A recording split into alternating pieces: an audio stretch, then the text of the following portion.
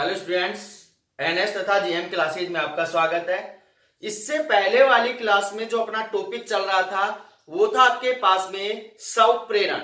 और स्वप्रेरण के बारे में मैंने आपको अच्छे से समझा दिया था कि स्वप्रेरण होता क्या है।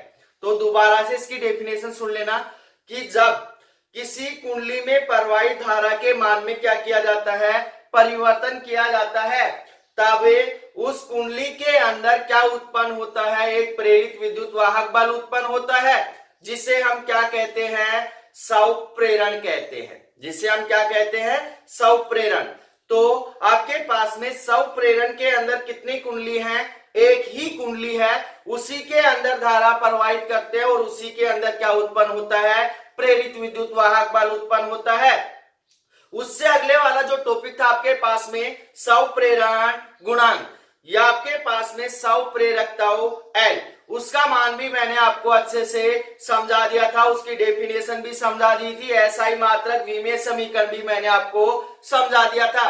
अब उससे अगले वाला जो टॉपिक था आपके पास में वो था समतल वर्ताकार धारावाही कुंडली के अंदर आपके पास में स्वप्रेरकता, वो भी समझा दिया था कि आपके पास में समतल माना कोई आर त्रिज्या की क्या है, समतल वर्ताकार धारावाही कुंडली है, जिसका क्षेत्रफल कितना है, a है, और फेरों की संख्या कितनी है, n है। तब उसके केंद्र पर जो उत्पन्न चुंबकीय क्षेत्र है b बराबर कितना आया था, जो भी मान आया था वो आ गया था। उससे आगे आपके पास में जो अगला टॉपिक था वो था आपके पास में धारावाही परिनलिका का स्वप्रेरकता, और वो भी मैंने आपको बता दिया था अच्छे से। अब स्वप्रेरकता के अंदर ही अगला जो टॉपिक है वो है आपके पास स्वप्रेरकता में किया गया कार्य। तो स्वप्रेरकता में किया गया कार्य क्या होगा, अच्छे से समझना कि आपके पास जब किसी कुंडली के अंदर धारा प्रवाहित की जाती है, जब किसी कुंडली के अंदर धारा प्रवाहित की जाती है तो उस कुंडली के अंदर क्या उत्पन्न होता है, प्रेरित विद्युत वाहक बल उत्पन्न होता है। क्या उत्पन्न होता है, प्रेरित विद्युत वाहक बल उत्पन्न होता है। और ये जो प्रेरित विद्युत वाहक बल है ये कुंडली में धारा वृद्धि का क्या करता है, विरोध करता है। कुंडली में धारा वृद्धि का क्या करता है, विरोध करता है, क्योंकि लेंज ने बताया था कि आपके पास जो प्रेरित विद्युत वाहक बल है उन्हीं कारणों का विरोध करते हैं जिनसे क्या हुई है, उनकी उत्पत्ति हुई है। इसलिए जो प्रेरित विद्युत वाहक बल है वो कुंडली में जो धारा वृद्धि है उसका क्या कर रहा है, विरोध कर रहा है। इसलिए कुंडली के अंदर विद्युत धारा स्थापित करने के लिए या प्रवाहित करने के लिए प्रेरित विद्युत वाहक बल के विरुद्ध क्या करना पड़ता है, कार्य करना पड़ता है। प्रेरित विद्युत वाहक बल के विरुद्ध क्या करना पड़ता है, कार्य करना पड़ता है। और यह कार्य ही स्थिर ऊर्जा के रूप में क्या होता है, संचित होता है। तो ध्यान देना कि माना आपके पास में कोई कुंडली है जिसके अंदर आई धारा प्रवाहित करते हैं, कितनी धारा प्रवाहित करते हैं, आई धारा प्रवाहित करते हैं, तब इस कुंडली के अंदर ई प्रेरित विद्युत वाहक बल क्या होता है, उत्पन्न होता है। तो आपके पास यदि कुंडली में dt समय में आई धारा स्थापित करते हैं या प्रवाहित करते हैं तो किया गया कार्य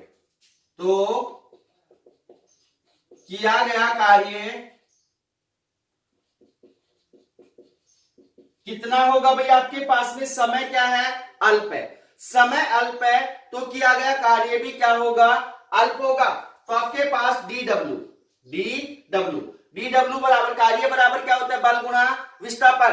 अब यहां बल कौन लगा रहा है, जो प्रेरित विद्युत वाहक बल है वो लगा रहा है। तो आपके पास क्या हो जाएगा यहाँ पे E और गुणा विस्थापन, आपके पास धारा कितनी है, आई है, और समय कितना है, dt है, तो विस्थापन कितना हो गया, आई dt।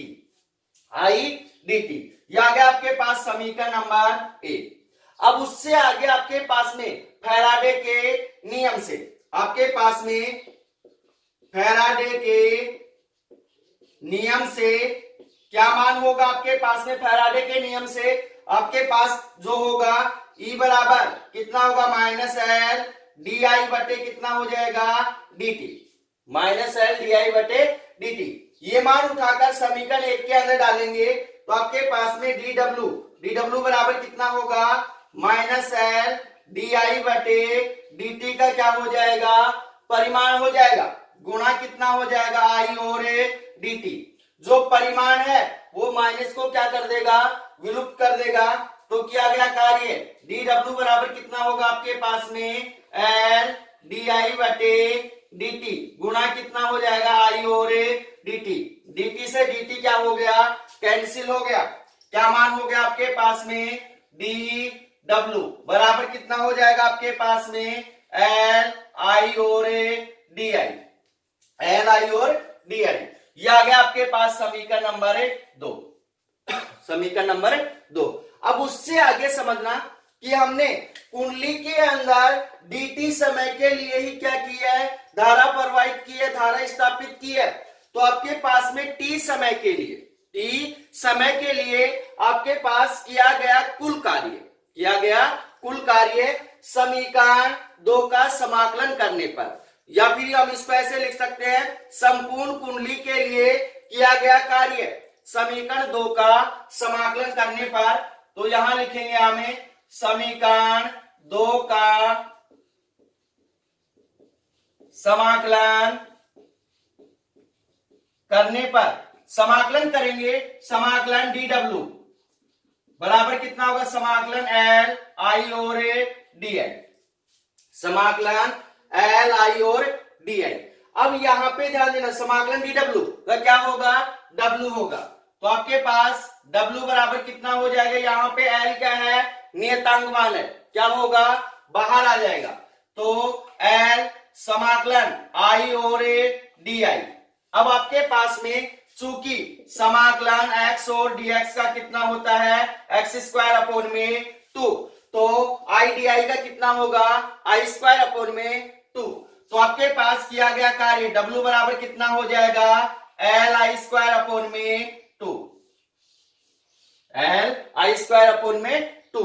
तो सब प्रेरकत्व में किया गया कार्य कितना हो गया ये हो गया। अगर हम इस कुंडली का क्या निकालें सब प्रेरकत्व निकालें, क्या निकालें सब प्रेरकत्व निकालें, तो यहां पे लिखेंगे चूंकि आपके पास आई बराबर कितना है 1 एम्पियर है, कितना है 1 एम्पियर है, तब आपके पास W बराबर कितना होगा W बराबर L अपॉन में 2 को इस साइड भेजेंगे तो L बराबर कितना हो जाएगा आपके पास में 2W। और ये समीकरण हमें क्या बताना चाह रहा है उसको अच्छे से समझना भाई कि आपके पास में किसी कुंडली का जो स्वप्रेरकत्व L होता है, किसी भी कुंडली का जो स्वप्रेरकत्व L होता है वो उस कुंडली में एकांक धारा या 1 एम्पियर की धारा स्थापित करने के लिए, 1 एम्पियर की धारा स्थापित करने के लिए प्रेरित विद्युत वाहक बल के विरुद्ध किया गया कार्य कितना है W के कितने गुना होता है 2 गुना होता है। कितने गुना होता है 2 गुना। तो दोबारा से सुन लेना, किसी भी कुंडली का जो प्रेरकत्व होता है या प्रेरक गुणांक होता है वो आपके पास में उस कुंडली के अंदर एकांक धारा स्थापित करने के लिए प्रेरित विद्युत वाहक बल के विरुद्ध किए गए कार्य के कितने गुना होता है 2 गुना होता है। तो ये अपना कंप्लीट हो गया, जो टॉपिक है स्वप्रेरकत्व कंप्लीट हो गया। इसके अंदर आपके पास में 3 ही तो पॉइंट बने हैं। आपके पास में समतल वर्ताकार धारावाहिक कुंडली का स्वप्रेरकत्व, धारावाहिक परिनलिका का स्वप्रेरकत्व, और जो अगला है वो आपके पास स्वप्रेरकत्व में किया गया कार्य। तो स्वप्रेरकत्व क्या हो गया कंप्लीट हो गया। अब इससे अगले वाला जो टॉपिक है अच्छा टॉपिक है, और वो टॉपिक क्या है आपके पास में अननोन प्रेरण। तो अननोन प्रेरण के बारे में अब क्या करेंगे हम पढ़ेंगे।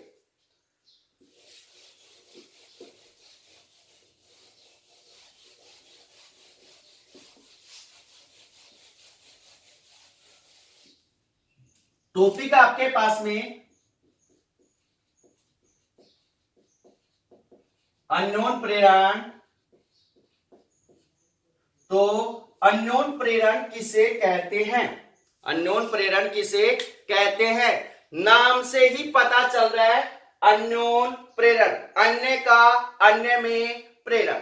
तो स्वप्रेरण के अंदर तो क्या था, एक ही कुंडली थी। अननोन प्रेरण के अंदर हम कितनी कुंडलियां लेंगे? 2 कुंडलियां लेंगे, जिसमें एक का क्या होगा, दूसरी के अंदर क्या होगा, परिवर्तन होगा। क्या परिवर्तन होगा वो अभी हम समझेंगे। तो माना आपके पास में 2 कुंडलियां हैं, एक कुंडली आपके पास में C1 है, जिसके साथ एक बैटरी E कुंजी के जोड़ते हैं, और दूसरी कुंडली आपके पास में क्या है, C2 है, जिसके साथ हम क्या जोड़ते हैं, एक गैल्वेनोमीटर G जोड़ते हैं। इसको हम क्या बोल रहे हैं, प्राइमरी कोयल या प्राथमिक कुंडली, प्राथमिक कुंडली। और ये है आपके पास में सेकेंडरी कोयल, द्वितीयक कुंडली, द्वितीयक कुंडली। तो अब आपके पास में टॉपिक के ऊपर आते हैं कि अननोन प्रेरण किसे कहते हैं। तो ध्यान से सुनना कि जब 2 कुंडलियों को एक दूसरे के समीप रखकर, जब 2 कुंडलियों को एक दूसरे के समीप रखकर प्राथमिक कुंडली के अंदर धारा आईपी प्रवाहित की जाती है, प्राथमिक कुंडली के अंदर धारा आईपी प्रवाहित की जाती है, तो द्वितीय कुंडली से संबंधित चुंबकीय फ्लक्स के मान में क्या होता है, परिवर्तन होता है। द्वितीय कुंडली से संबंधित चुंबकीय फ्लक्स के मान में क्या होता है, परिवर्तन होता है। तो जब द्वितीय कुंडली से संबंधित चुंबकीय फ्लक्स के मान में परिवर्तन होता है, तो द्वितीय कुंडली के अंदर क्या उत्पन्न होता है, प्रेरित विद्युत वाहक बल ES क्या होता है, उत्पन्न होता है, जिसे क्या कहते हैं, अननोन प्रेरण कहते हैं। जिसे क्या कहते हैं, अननोन प्रेरण। कहने का मतलब एक कुंडली से दूसरी कुंडली में प्रेरित विद्युत वाहक बल उत्पन्न होना ही क्या कहलाता है, अननोन प्रेरण कहलाता है। क्या कहलाता है, अननोन प्रेरण कहलाता है। अब आपके पास में जो अननोन प्रेरण है, इसके अंदर 2 बातें इंपॉर्टेंट है, ध्यान से समझना कि आपके पास में जिस कुंडली के अंदर धारा के मान में परिवर्तन किया जाता है, जिस कुंडली के अंदर धारा के मान में परिवर्तन किया जाता है या उस कुंडली के अंदर धारा प्रवाहित की जाती है, उस कुंडली को हम क्या कहते हैं, प्राथमिक कुंडली कहते हैं, प्राइमरी कोयल कहते हैं, प्राथमिक कुंडली कहते हैं। और जिस कुंडली के अंदर प्रेरित विद्युत वाहक बल उत्पन्न होता है, वो कुंडली कौन सी आपके पास में, द्वितीय कुंडली है। कौन सी कुंडली है, द्वितीय कुंडली है। तो अब इसके अंदर जो सेकंड बात है वो क्या है कि आपके पास बोर्ड एग्जाम में पूछा जाता है कि अननोन प्रेरण के सिद्धांत पर कौन सा उपकरण कार्य करता है। अननोन प्रेरण के सिद्धांत पर कौन सा उपकरण कार्य करता है, बताओ भाई। 10th क्लास में आपने पढ़ा था। आपके पास में जो उपकरण है वो क्या है, ट्रांसफॉर्मर। तो अननोन प्रेरण के सिद्धांत पर कौन सा उपकरण कार्य करता है, ट्रांसफॉर्मर कार्य करता है। क्योंकि अगले चैप्टर में हम ट्रांसफॉर्मर के बारे में जैसे ही जिक्र करेंगे तो आपको पता होना चाहिए ट्रांसफॉर्मर का सिद्धांत क्या है, अननोन प्रेरण है। क्या है, अननोन प्रेरण के ऊपर क्या कर रहा है, ये कार्य कर रहा है।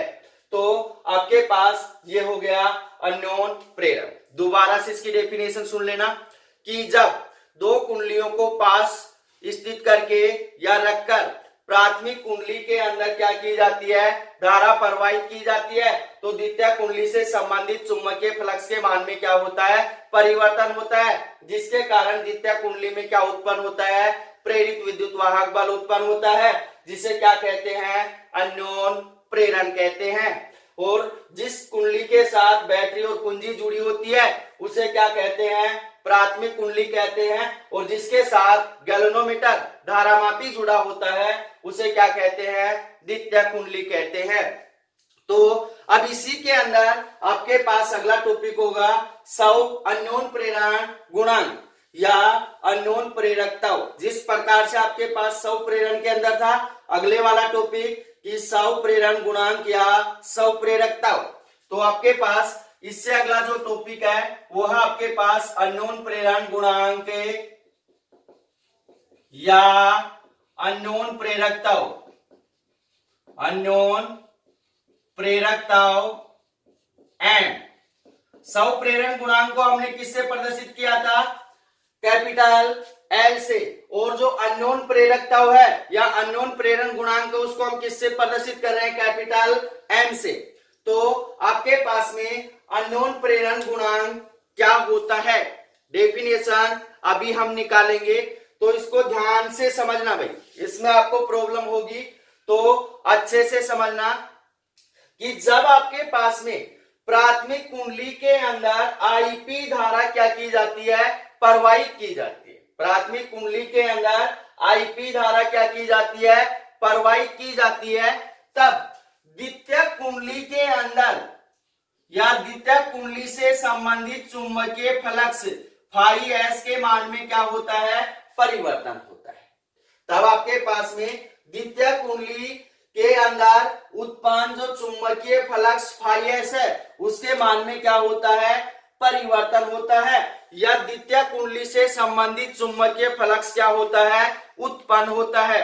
अब आपके पास में द्वितीय कुंडली के अंदर या संबंधित जो चुंबकीय फ्लक्स फाई एस है वो प्राथमिक कुंडली में प्रवाहित धारा के क्या होता है? समानुपाती होता है।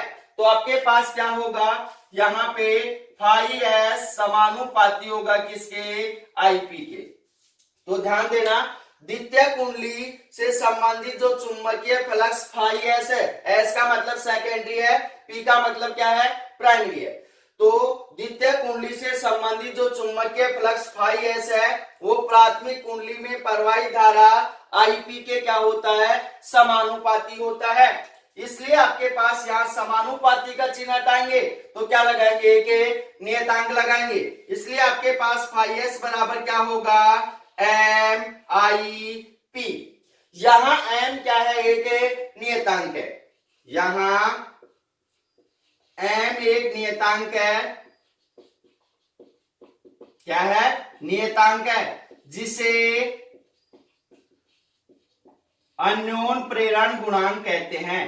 अननोन प्रेरण गुणांक या अननोन प्रेरकत्व कहते हैं। अब आपके पास में डेफिनेशन किसकी निकालनी है? अननोन प्रेरण गुणांक की डेफिनेशन निकालनी है और उसको हमने किससे प्रदर्शित किया है? कैपिटल एम से। तो एम का मान निकालेंगे तो आपके पास एम बराबर कितना होगा? फाई एस बटे कितना होगा? आईपी। फाई एस बटे कितना हो गया? आईपी। तो यहां से हम क्या करेंगे? इसकी डेफिनेशन निकालेंगे। तो ध्यान देना भाई, यहां पे डेफिनेशन क्या होगी कि जब प्राथमिक कुंडली के अंदर एकांक धारा, जब प्राथमिक कुंडली के अंदर एकांक धारा या आईपी बराबर 1 एम्पियर की धारा प्रवाहित की जाती है तो द्वितीय कुंडली में उत्पन्न चुंबकीय फ्लक्स का मान ही, द्वितीय कुंडली में उत्पन्न चुंबकीय फ्लक्स का मान ही क्या कहलाता है? अननोन प्रेरण गुणांक या अननोन प्रेरकत्व कहलाता है। तो इसकी डेफिनेशन दोबारा से सुन लेना।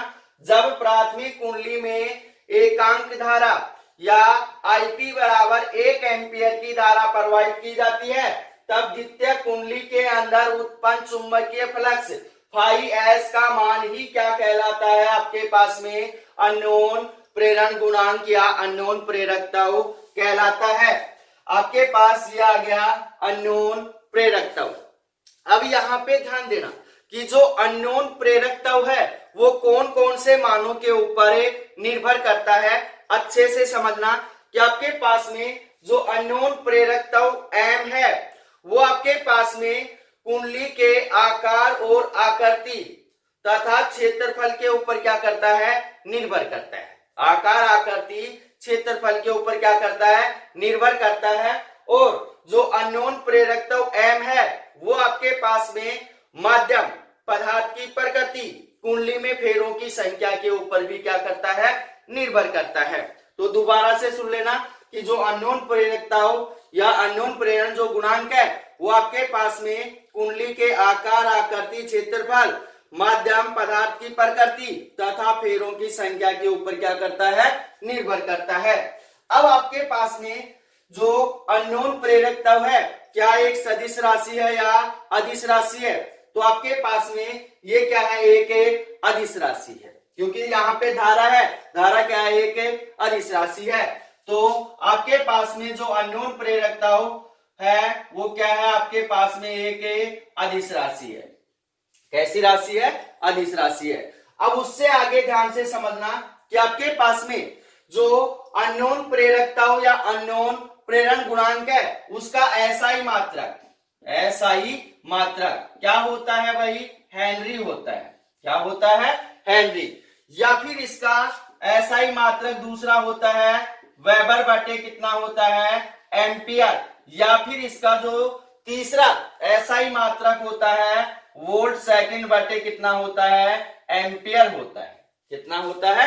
एम्पियर। तो यहाँ पे ध्यान देना कि आपके पास में जो स्वप्रेरण गुणांक का मात्रक था वही आपके पास में क्या है, अननोन प्रेरण गुणांक के मात्रक है, क्योंकि आपके पास वहां पे L बराबर कितना आ रहा था, फाई अपॉन में आई, और यहाँ M बराबर भी कितना आ रहा है, फाई अपॉन में आई ही आ रहा है। तो इसके मात्रक में कोई परिवर्तन नहीं होगा। तो आपके पास इसका जो विमीय समीकरण है ये बोर्ड एग्जाम में पूछा गया है, पिछले सालों में पूछा गया है कि आपके पास में अननोन प्रेरण गुणांक का एसआई मात्रक तथा विमीय समीकरण लिखिए। तो इसका विमीय समीकरण क्या होगा भाई? स्वप्रेरण गुणांक का जो विमीय समीकरण है वही इसका क्या होगा, विमीय समीकरण होगा। और वो क्या है आपके पास, m की पावर 1, l की पावर 2, t की पावर -2, a की पावर -2 होता है। तो ध्यान रखना भाई, m की पावर 1, l की पावर 2, t की पावर -2, a की पावर -2 होता है। अब इससे आगे अगर हम अननोन प्रेरण गुणांक की दूसरी डेफिनेशन निकालें, क्या निकालें? दूसरी डेफिनेशन निकालें। तो कैसे निकालेंगे ध्यान से समझना कि आपके पास जब किसी कुंडली में प्रवाहित धारा के मान में क्या किया जाता है, परिवर्तन किया जाता है, तो हम इसको ऐसे बोल सकते हैं, जब प्राथमिक कुंडली में प्रवाहित धारा के मान में क्या किया जाता है, परिवर्तन किया जाता है, तो द्वितीय कुंडली के चुंबकीय फ्लक्स के मान में क्या होता है, परिवर्तन होता है। द्वितीय कुंडली के चुंबकीय फ्लक्स के मान में क्या होता है, परिवर्तन होता है। और द्वितीय कुंडली के चुंबकीय फ्लक्स के मान में परिवर्तन होने के कारण द्वितीय कुंडली के अंदर क्या उत्पन्न होता है, एक प्रेरित विद्युत वाहक बल उत्पन्न होता है। और आपके पास में फैराडे के नियम से द्वितीय कुंडली में उत्पन्न प्रेरित विद्युत वाहक बल, तो यहां पे लिख रहा हूं फैराडे के नियम से द्वितीय कुंडली में उत्पन्न प्रेरित विद्युत वाहक बल, प्रेरित विद्युत वाहक बल, द्वितीय कुंडली के अंदर प्रेरित विद्युत वाहक बल कितना है, ES है। तो ES बराबर कितना होगा भाई आपके पास में, माइनस डी फाई एस बटे कितना हो जाएगा आपके पास में, dt। तो आपके पास यहां पे क्या हो गया, ES बराबर माइनस डी फाई एस बटे कितना हो गया, dt। तो ये जो मान आया है आपके पास में, तो अब इसके अंदर यहां पे ध्यान देना, फाई एस का मान कितना है आपके पास, MIP है। कितना है, MIP है। तो यहां डालेंगे ES बराबर कितना हो जाएगा, माइनस डी फाई एस का मान कितना है, MIP बटे कितना हो जाएगा आपके पास में, dt। कितना हो जाएगा, dt। m क्या है यहाँ पे, नियतांक मान है, क्या करेंगे, बाहर निकालेंगे। तो आपके पास में ES बराबर कितना होगा, माइनस M DIP बटे कितना हो जाएगा, dt। हमें किसका मान निकालना है, अननोन प्रेरकत्व या अननोन प्रेरण गुणांक का क्या करना है, मान निकालना है। तो इस माइनस को भी इस साइड भेजेंगे, DIP बटे dt को भी क्या करेंगे, इस साइड भेजेंगे। तो आपके पास क्या मान होगा, यहां पे लिख रहा हूं मैं, तो m बराबर हो जाएगा आपके पास में माइनस ES बटे DIP बटे क्या होगा, dt होगा।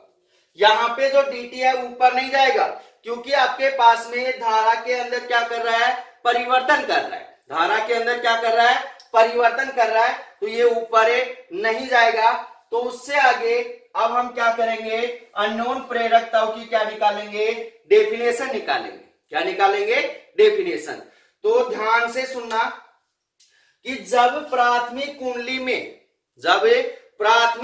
में प्रवाहित धारा की दर, प्रवाहित धारा की दर आ रही है, नहीं है, डीटीआर है, तो दर है, दर क्या है, एकांक है या 1 एम्पियर पर सेकंड है, एकांक है या 1 एम्पियर पर सेकंड है, तब द्वितीयक कुंडली में उत्पन्न प्रेरित विद्युत वाहक बल ES का मान ही क्या कहलाता है आपके पास में, अननोन प्रेरकताओं या अननोन प्रेरण गुणांक कहलाता है। दोबारा से डेफिनेशन सुन लेना, जब प्राथमिक कुंडली में प्रवाहित धारा की दर क्या है, एकांक है या 1 एम्पियर पर सेकंड है, तब द्वितीय कुंडली में उत्पन्न प्रेरित विद्युत वाहक बल ES का मान ही क्या कहलाता है, अननोन प्रेरकताओं या अननोन प्रेरण गुणांक कहलाता है। तो ये हो गया भाई आपके पास में अननोन प्रेरण गुणांक या अननोन प्रेरकताओं। अब इसके अंदर एक टॉपिक और है, वो है आपके पास में दो समाक्षीय परिनलिकाओं के मध्य उत्पन्न अननोन प्रेरकताओं ज्ञात करना। तो किस प्रकार से करेंगे, अच्छे से समझना भाई। और ये टॉपिक इंपोर्टेंट भी है कि दो समाक्षीय परिनलिकाओं के मध्य अननोन प्रेरकताओं क्या होगा, किस प्रकार से हम निकालेंगे, तो ध्यान से समझना। टॉपिक डाल रहा हूं मैं, टॉपिक क्या है आपके पास में, दो समाक्षीय परिनलिकाओं के मध्य, दो समाक्षीय परिनलिकाओं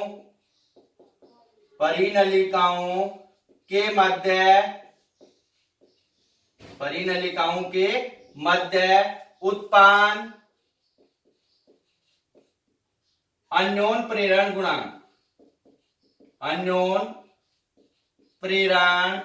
गुणांक या अननोन प्रेरकताओं ज्ञात करना।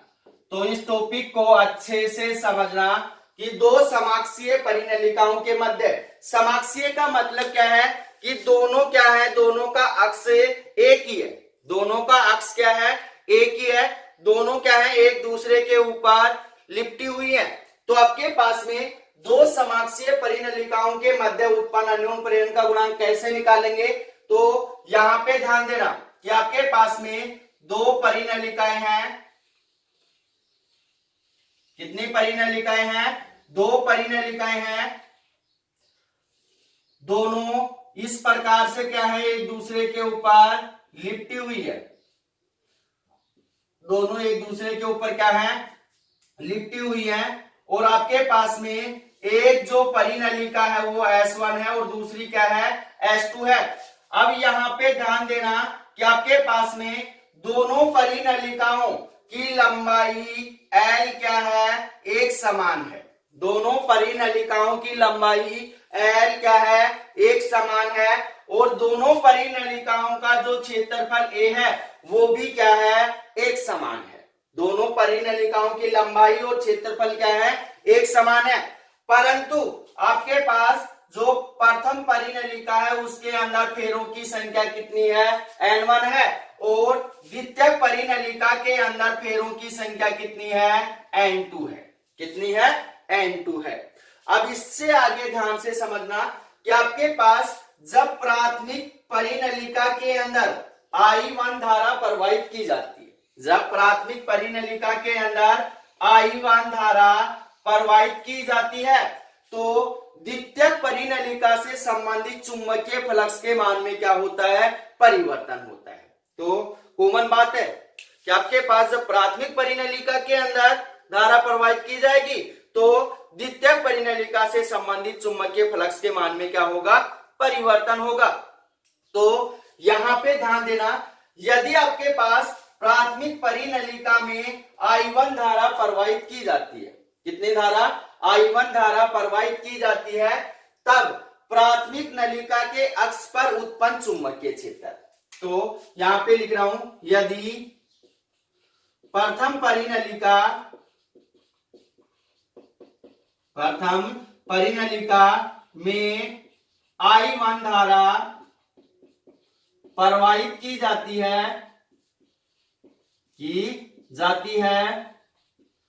तब अक्ष पर उत्पन्न चुंबकीय क्षेत्र, अक्ष पर उत्पन्न चुंबकीय क्षेत्र। अब आपके पास में यहां I1 धारा प्रवाहित कर रहे हैं, तो आपके पास में जो प्रथम परिनलिका है उसके कारण उत्पन्न चुंबकीय क्षेत्र कितना है, V1 है। और द्वितीय परिनलिका के अंदर I2 धारा प्रवाहित करेंगे तब उसके अंदर जो उत्पन्न चुंबकीय क्षेत्र कितना है, V2 है। तो आपके पास प्रथम परिनलिका में I1 धारा प्रवाहित की जाती तब अक्ष पर उत्पन्न चुंबकीय क्षेत्र V1 बराबर कितना होगा, mu naught N1 I upon में कितना हो जाएगा, L हो जाएगा। क्योंकि ये टॉपिक मैंने करवा रखा है पिछले चैप्टर में कि परिनलिका के अक्ष पर उत्पन्न चुंबकीय क्षेत्र B बराबर वहां आया था mu naught N I upon में L। तो आपके पास में V1 बराबर कितना हो गया, म्यू नॉट प्रथम परिनलिका के अंदर फेरों की संख्या कितनी है, N1 इंटू उसके अंदर प्रवाहित धारा कितनी है, I1 है, और बटे कितना हो गया, L, लंबाई कितनी है उसकी, L है। तो यह आ गया आपके पास समीकरण नंबर ए। अब आपके पास में यहां पे चुंबकीय क्षेत्र ये है, तो द्वितीय परिनलिका से संबंधित कुल चुंबकीय फ्लक्स फाई एस। तो यहां पे होगा आपके पास में, यहां लिखेंगे द्वितीय के परिनलिका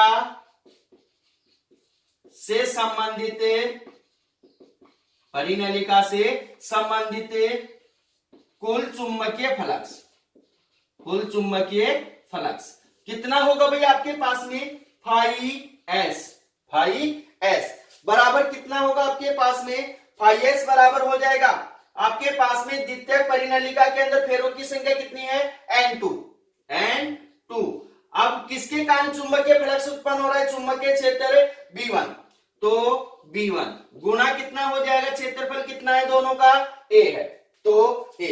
अब आपके पास B1 का मान किसके अंदर है, समीकरण 1 के अंदर है। तो यहां लिखेंगे समीकरण 1 से क्या मान होगा आपके पास में, फाई एस बराबर हो जाएगा N2 मल्टीप्लाई B1 का मान कितना है, म्यू नॉट N1 I1 बटे कितना हो गया आपके पास में, L हो गया, और कितना आ गया आपके पास, इंटू कितना हो गया, A हो गया, कितना हो गया, A। तो आपके पास ये मान किसके कारण आ गया है कि जब प्रथम परिनलिका के अंदर क्या की जाती है, I धारा प्रवाहित की जाती है, तब आपके पास में द्वितीय परिनलिका से संबंधित कुल चुंबकीय फ्लक्स का मान कितना आ गया, ये आ गया। तो यहां इसको हम आगे और सोल्व करें तो आपके पास में फाई एस बराबर कितना होगा, mu naught N1 N2 I1 और A बटे कितना हो गया आपके पास में, L हो गया, बटे कितना हो गया, L हो गया।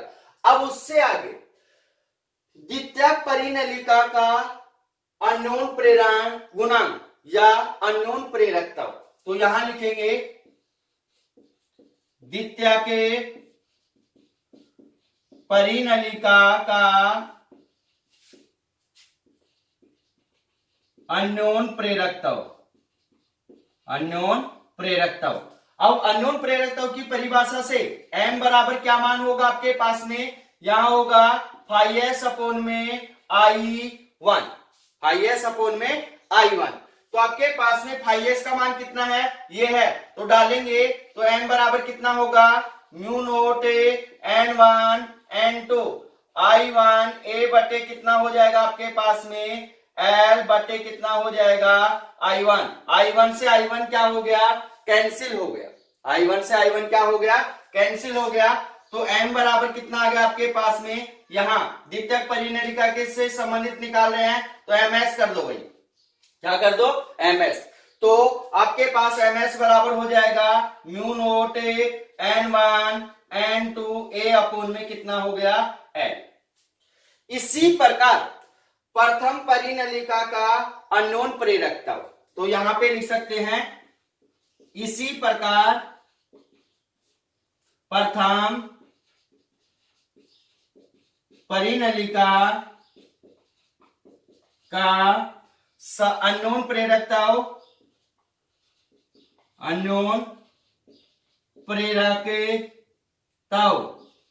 कितना होगा भाई आपके पास में एमपी बराबर आपके पास कितना होगा म्यू नोट N1 N2 और A बटे कितना हो जाएगा L, कितना हो गया L।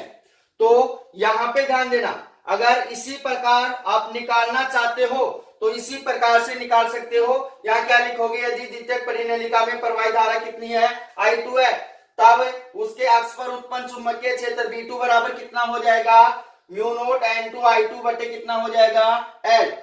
प्रथम परिनलिका से संबंधित कुल चुंबकीय फ्लक्स कितना हो जाएगा फाई, और कितना होगा P बराबर कितना होगा N1 इंटू B2 गुणा A, और इसी प्रकार सोल्व करेंगे तो आपके पास इतना ही मान आएगा। कर सकते हो आप सोल्व। तो आपके पास यहाँ पे क्या आ गया, दोनों परिनलिकाओं के कारण उत्पन्न प्रेरकताओं का मान क्या आ गया आपके पास आ गया। अब यहाँ पे ध्यान देना, ms बराबर कितना है mu naught N1 N2 A upon में कितना है L, और MP बराबर mu naught N1 N2 A बटे कितना है L है। तो आपके पास में यहां जब इन दोनों का RHS मान समान है तो LHS मान भी क्या होगा, समान होगा। इसलिए आपके पास में दोनों परिनलिकाओं का जो परिणामी जो अननोन प्रेरण गुणांक है वो m बराबर होगा mu naught N1 N2 A बटे कितना हो जाएगा L, कितना हो जाएगा L। तो ये परिणामी क्या आ गया आपके पास, अननोन प्रेरण गुणांक आ गया। अब इसके अंदर हम क्या लगाएंगे, स्पेशल कंडीशन लगाएंगे, और उस स्पेशल कंडीशन को अच्छे से समझना, क्योंकि उसके ऊपर आपके पास क्या आएंगे, न्यूमेरिकल आएंगे। क्या आएंगे, न्यूमेरिकल। तो अब यहाँ पे कितनी परिनलिकाएं हैं, 2 परिनलिकाएं हैं। तो प्रथम परिनलिका का स्वप्रेरण गुणांक, तो यहां पे लिख रहा हूं मैं प्रथम परिनलिका का स्वप्रेरण गुणांक मान लिया कितना है L1 बराबर कल क्या मान आया था आपके पास में, L1 बराबर मान आया था आपके पास में mu naught N1 square A upon में कितना आया था आपके पास L आया था, कितना आया था L। इससे पहले वाले टॉपिक के अंदर परिनलिका का स्वप्रेरण गुणांक L बराबर आया था mu naught N square A upon में L। तो प्रथम परिनलिका के अंदर फेरों की संख्या कितनी है, N1 है, तो L1 बराबर कितना होगा mu naught N1 square A upon में N1 स्क्वायर A बटे कितना हो गया L हो गया। इसी प्रकार दूसरी परिनलिका का स्वप्रेरण गुणांक L2 बराबर कितना होगा आपके पास में mu two N2 square A upon में कितना हो जाएगा L।